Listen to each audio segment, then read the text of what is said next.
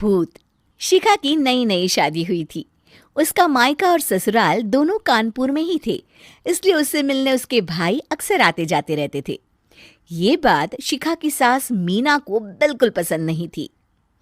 Mummy जी, आज राहुल भैया आ रहे हैं। कौन, तेरे चाचा का लड़का? जी मम्मी जी। अरे पर वो तो दिल्ली में रहता है ना। हाँ मम्मी जी, उन्हें कल सुबह दिल्ली के लिए निकलना है, तो वो आज मुझसे मिलते हुए कल सुबह यहीं से निकल जाएंगे। हमने तो धर्मशाला खोल रखी है ना। कुछ कहा क्या मम्मी जी? मैंने कहा हाँ हाँ, आने दे तेरे भैया को, जमकर खातिरदारी करेंगे। अब तो कुछ करना ही पड़ेगा, इससे पहले कि मेरा घर धर्मशाला बन जाए। ये कैसी बातें कर रही हो मीना? सच ही तो कह रही हूं। अभी इसकी शादी को साल भर भी नहीं हुआ और आए दिन इसके घर वाले आ धमकते हैं। अरे तो क्या हुआ, वो इसी शहर में रहते हैं तो हाल चाल लेने आ जाते हैं। इस बार मैं उनका हाल और चाल दोनों ही बिगाड़ दूंगी। अब बहुत हो गया जी। अरे ये कैसी बातें कर रही हो, हे भगवान। बस आप तो देखते जाइए। शाम को राहुल आता है। नमस्ते आंटी, कैसे हैं आप लोग? हम लोग तो ठीक है, तुम कैसे हो बेटा? मैं भी अच्छा ही हूँ आंटी। बस आज रात के बाद नहीं रहोगे। चलिए भैया, मैं आपको हमारा घर दिखाती हूँ। रात में खाने के टेबल पर शिखा, रोहित कहीं दिखाई नहीं दे रहा। जी भैया, वो ऑफिस के काम से बाहर गए हैं, कल शाम तक आएंगे। अच्छा अच्छा। बेटा, क्या तुम भूत प्रेत में मानते हो? नहीं नहीं आंटी जी, पर अचानक आपको ये ख्याल कहाँ से आ गया? पता नहीं क्यों, कभी कभी मुझे लगता है जैसे रात के समय बैठक में कोई घूमता रहता है।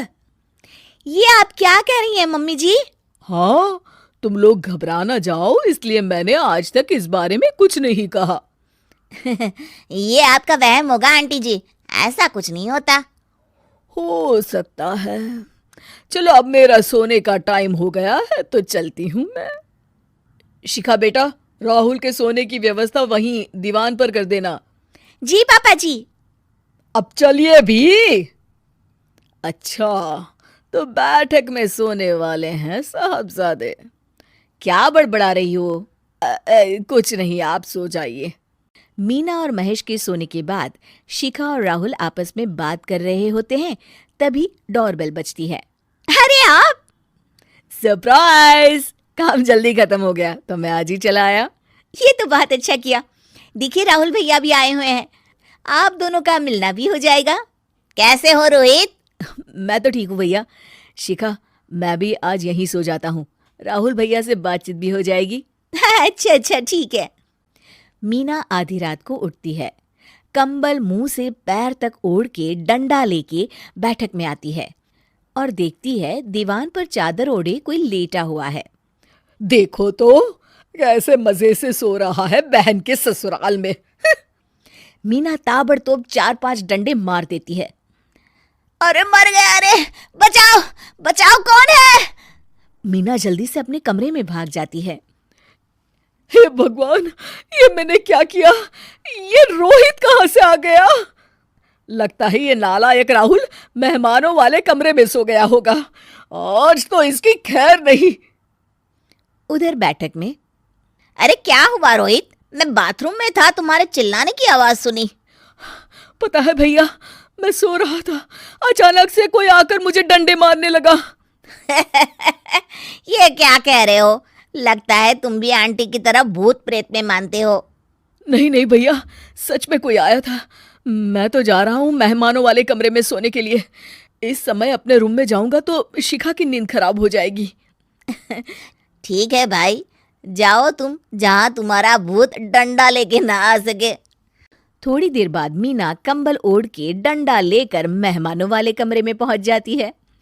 वो बिस्तर पर सोए रोहित को फिर डंडों से मारने लगती है। अरे मर गया, अरे मर गया। तू भूत प्रेत में नहीं मानता ना, ये ले अब डंडे खा। हैं? ये तो माँ की आवाज है।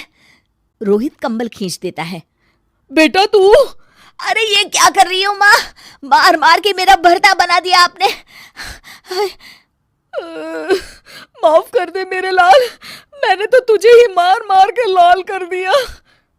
मैं तो उस राहुल के बच्चे को सबक सिखाना चाहती थी। राहुल भैया को? हाँ बेटा, मुझे लगा अगर उसे डंडे मारूंगी तो शिखा के मायके वाले यहाँ आना छोड़ देंगे। हे भगवान, माँ ये घर शिखा का भी है, उसके घर वाले जब चाहे आ सकते हैं।